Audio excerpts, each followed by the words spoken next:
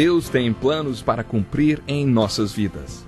Essa é a mensagem de toda a Bíblia e é isso mesmo que estamos estudando aqui no Encontro com a Palavra, escrito pelo pastor Dick Woodward e narrado pelo pastor Edson Bruno. Fique atento a mais um programa que o Ministério Cooperativo Internacional leva a você. Com você agora, pastor Edson Bruno.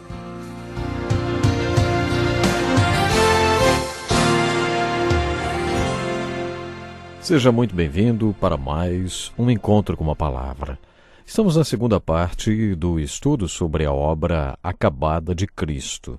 Para aqueles que perderam o último estudo, estamos enfocando como João apresentou a glória de Cristo. João relaciona a glória ao serviço humilde. João vê esse serviço humilde em todos os momentos da vida terrena de Jesus. Esta é uma das coisas que me fascina nos 5 primeiros versículos de João 17, a primeira parte da oração do Senhor. Esta figura de glória em humildade é impressionante. Eu te glorifiquei na terra, completando a obra que me deste para fazer. Outra coisa que me fascina é a referência que Jesus faz à obra. Que obra foi esta que o Pai deu a Jesus, hein? Quando Jesus iniciou esta obra, descreveu-a da seguinte maneira: O Espírito do Senhor está sobre mim, porque Ele me ungiu para pregar boas novas aos pobres. Ele me enviou para proclamar liberdade aos presos e recuperação da vista aos cegos, para libertar os oprimidos e proclamar o ano da graça do Senhor. Esta foi a obra que o Pai deu para Jesus fazer, principalmente durante os 3 anos de ministério público. Depois chegou a sua hora, a cruz. E isto é a terceira coisa que me fascina nesta passagem bíblica. Eu me fascino com a glória, com a obra e com a hora de Jesus. Como dissemos, esta hora não tem nada a ver com os 60 minutos, mas com o momento mais crucial da obra e do ministério de Cristo. Creio que esta hora compreenda a sua crucificação, o sepultamento, a ressurreição, a ascensão e talvez até o Pentecoste, quando Jesus derrama sua unção sobre a igreja. Há várias profecias no Velho Testamento a respeito desta hora gloriosa do Senhor. Uma delas resume em poucas palavras o que aconteceria na hora do Senhor. Acompanhe comigo a leitura de Daniel, capítulo 9, versículo 24. Diz assim: 70 semanas estão decretadas para o seu povo e sua santa cidade, a fim de acabar com a transgressão, dar fim ao pecado, expiar as culpas, trazer justiça eterna, cumprir a visão e a profecia e ungir o Santíssimo. Essa talvez seja a profecia mais precisa da cruz de Cristo, apontando exatamente a época em que aconteceria.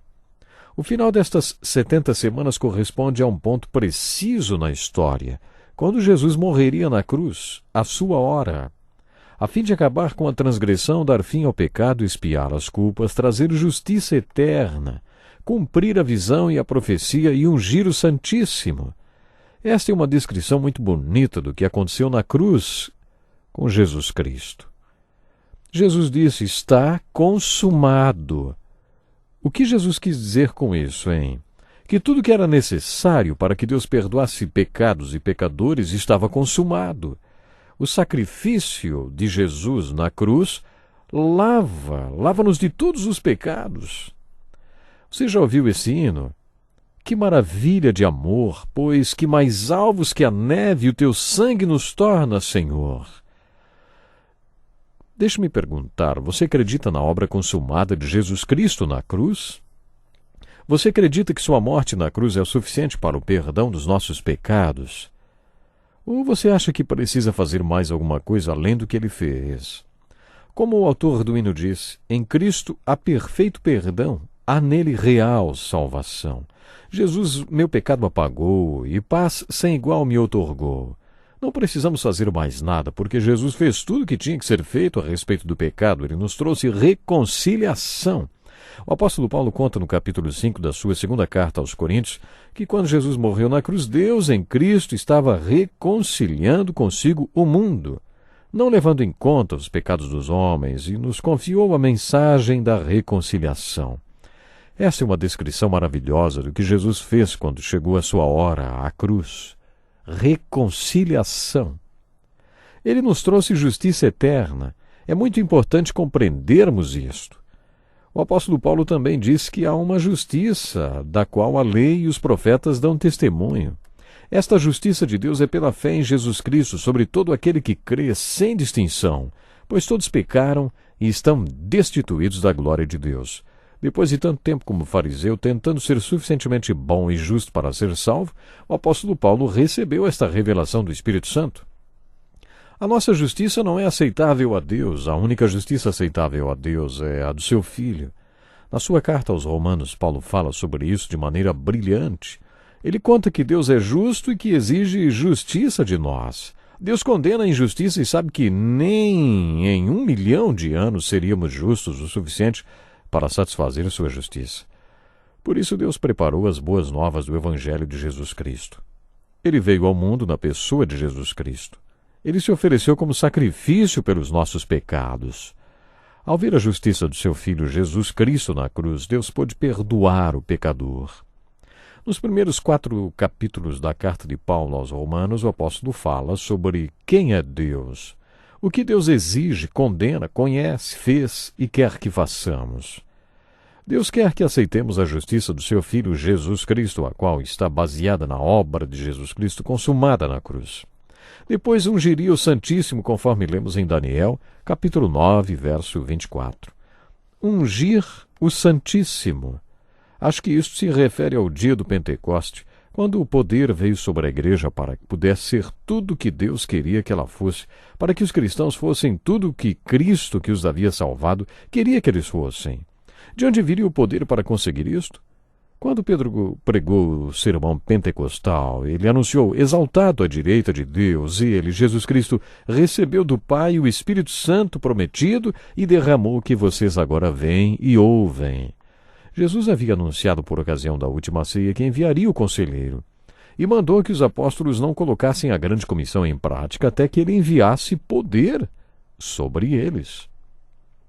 Mas receberão poder quando o Espírito Santo descer sobre vocês e serão minhas testemunhas em Jerusalém, em toda a Judéia e Samaria e até os confins da terra.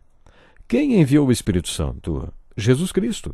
Em Daniel 9, 24, lemos que tudo isso aconteceria na hora gloriosa de Jesus. Acho que tudo estava no coração e na mente de Jesus quando ele disse: Pai, chegou a hora. Creio que Jesus tinha tudo isto em mente quando disse no capítulo 12: chegou a hora de ser glorificado, o Filho do Homem. Mais uma vez gostaria de fazer uma pergunta para você. Alguma coisa já começou em sua vida por causa do que Jesus Cristo fez na vida dele? Ao meditar sobre a vida perfeita de Jesus que glorificou o Pai na terra, ao meditar sobre a obra acabada de Jesus Cristo descrita neste parágrafo da sua oração, ao meditar sobre a glória que ele tinha e que pediu de volta, à medida que você pensa naquela hora e no que Jesus falou: eu te glorifiquei na terra, completando a obra que me deste para fazer, e agora, Pai, glorifica-me junto a ti com a glória que eu tinha contigo antes que o mundo existisse. Ao meditar sobre todas essas coisas, você acha possível que Deus, através do Espírito Santo, venha lhe falar sobre como você deve glorificar o Pai aqui na terra? Será que Deus, através do Espírito Santo, pode dizer tudo o que você deve concluir para Ele através da forma que você vive aqui na terra? Uma vez ouvi a seguinte definição: glória é a apresentação da plenitude de Deus. O principal objetivo da vida do homem é glorificar a Deus ou trazer glória para Deus pela maneira como vivemos. Isto quer dizer que a minha e a sua vida devem ser uma exposição da plenitude de Deus para todos aqueles que nos observam. É muito precioso o capítulo 17 de João e eu gostaria muito que você lesse com calma todo esse capítulo. Esse é um estudo precioso desta oração sacerdotal de Jesus. Poderíamos chamar esta oração de a oração do Senhor, porque esta foi a oração que Jesus orou. A outra oração, a oração do Pai Nosso, que ele nos ensinou a fazer, deveria se chamar a oração dos discípulos. Nosso enfoque de hoje é a oração do Senhor. Esta oração foi dividida em 3 partes. Na primeira parte, Jesus ora por si mesmo, pela sua vida e obra. Na segunda parte, ele ora pelos apóstolos. E na terceira parte da oração, Jesus ora por aqueles que viriam a crer através dos apóstolos, e que quer dizer que que ele ora pela igreja nos séculos vindouros, ou seja, ele ora por você e por mim. Vamos focalizar outra vez, antes de terminarmos o programa de hoje, os 5 primeiros versículos do capítulo 17 de João. Depois de dizer isso, Jesus olhou para o céu e orou: Pai, chegou a hora. Glorifica o teu filho para que o teu filho te glorifique, pois lhe desse autoridade sobre toda a humanidade, para que conceda a vida eterna a todos os que lhe deste. Esta é a vida eterna, que te conheçam, o único Deus verdadeiro, e a Jesus Cristo, a quem enviaste.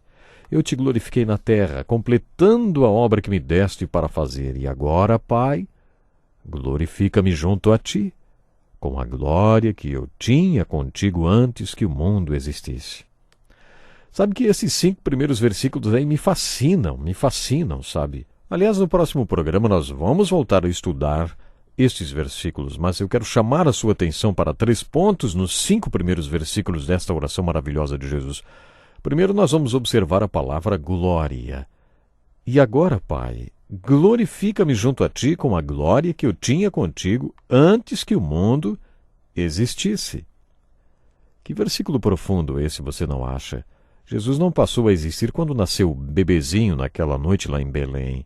O Evangelho de Jesus começa afirmando que ele já existia no princípio, antes do mundo existir, antes que houvesse a terra.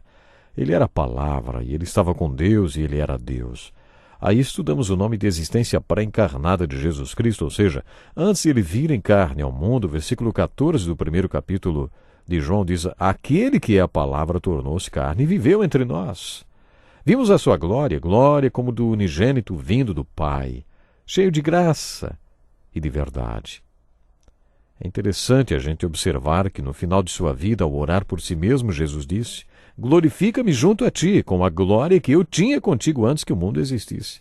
É como se Jesus estivesse pedindo: dá-me de volta a glória que eu tinha com o Senhor antes que o mundo existisse, antes que houvesse a terra. Você não acha esse pedido de Jesus um pedido bem fascinante, não é mesmo? E é por isso que chamamos esta oração de a oração do Senhor.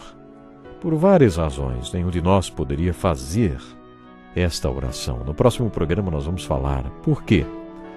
Não esqueça que nós temos o dever de cumprir nossa missão. Não desista de fazer o trabalho que você está fazendo. Não desista de cumprir a missão que você tem para cumprir. Jesus cumpriu a missão dele, e esse é um grande exemplo. Deus lhe abençoe e até o próximo programa. Que lição importantíssima. Obrigado, Pastor Edson Bruno. Prezado ouvinte, coloque em prática o que você ouviu aqui.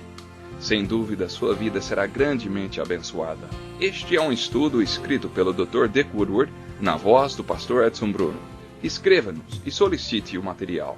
Nosso endereço é Encontro com a Palavra, Caixa Postal 2011, CEP 89201-970, Joinville, Santa Catarina. Até o nosso próximo Encontro com a Palavra.